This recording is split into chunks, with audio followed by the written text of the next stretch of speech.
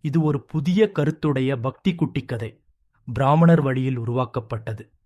குட்டிக்கதை. அருள்மிகு வேதவல்லி பிராமணர் பக்தி கதையுடன் ஒரு சிறிய கிராமத்தில் வேதங்கள் மற்றும் சமய வேலையை மனதாரும் அறிந்த ஒரு இளம் பிராமணர் விக்னேஷ் வாழ்ந்தான். அவன் பக்தியும் வேதப் படிப்பும் மிக உயர்ந்தது. அவன் தினமும் தனது வீட்டில் உள்ள சைவ ஆலயத்தில் பெருமாளுக்கு வழிபாடு செய்தான்.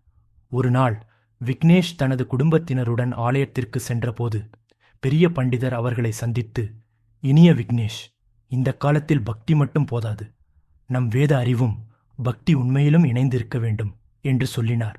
அதே நேரத்தில் விக்னேஷ் தனது இதயத்தில் ஒரு உணர்வை உணர்ந்தான்.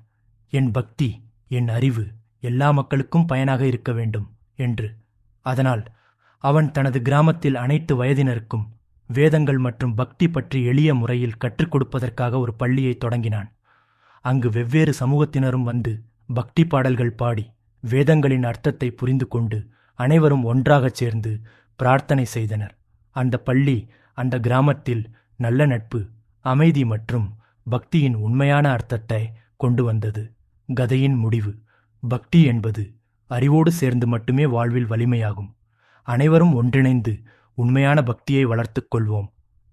தயவு செய்து நமது சேனலை சப்ஸ்கிரைப் செய்ய மறக்க வேண்டாம். அடுத்த கதைகளுக்காக நிச்சயமாக இணைந்திருங்கள். இப்படி ஒரு புது பிராமணர் பக்தி கதையை விரும்பினீர்களா? மேலும் இது போன்ற கதைகள் வேண்டுமா?